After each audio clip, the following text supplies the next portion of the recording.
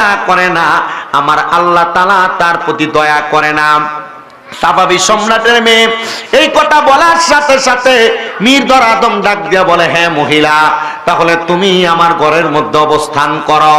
মেয়েটা ঘরে অবস্থান করে, কিন্তু এত সুন্দরী নারী একটা ঘরের মধ্যে গভীর রজনীতে একটা যুবকের সঙ্গে যদি অবস্থান করে, তার নজর বাজে ভাবে, খারাপ ভাবে মেয়েটার দিকে পড়বে, এটাই স্বাভাবিক কথা।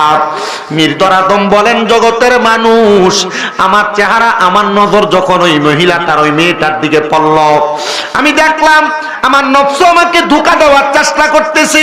আমার নফস আমারে বলতেছে, এ মির্জার আদম, তুমি এই কন্যাটা শরীর স্পর্শ করো, তুমি যদি তাকে স্পর্শ করতে পারো তাহলে তার সঙ্গে তুমি মেলামেশা করতে পারবা। আমি মির্জার আদম চিন্তা করতেছি, আমি যদি ওই মেয়েটার সাথে মেলামেশা করি, আমার জেনা হবে, আমার গুনাহ হবে। মির্জার আদম বলে, আমার মন, আমার নফস আমারে বারবার বলে মেয়েটার সঙ্গে আমি অবৈধভাবে মেলামেশা করার জন্য, কিন্তু আমি মেয়েটার সঙ্গে অবৈধ মেলামেশা। বাদশা সাফাবি ডাক দিয়া কয়, ও মির্জার আদম, তোমার কাছে জানতে চাই, তুমি কেন জাহান্নামের আগুনকে এত ভয় করো? মির্জার আদম ডাক দিয়া কয়, ও বাদশা সাফাবি, আমি কেন জাহান্নামের আগুন রে ভয় করি জানেননি? বলে, কেন তুমি জাহান্নামের আগুন রে ভয় করো?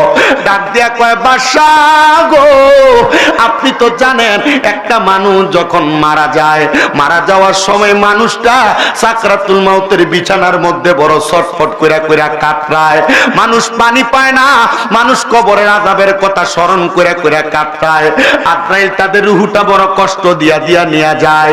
ও বাদশা গো, মানুষ যখন এমন ভাবে কাতরায়, মানুষ কত কেন এমন ভাবে কাতরায় জানেননি? মানুষ চিন্তা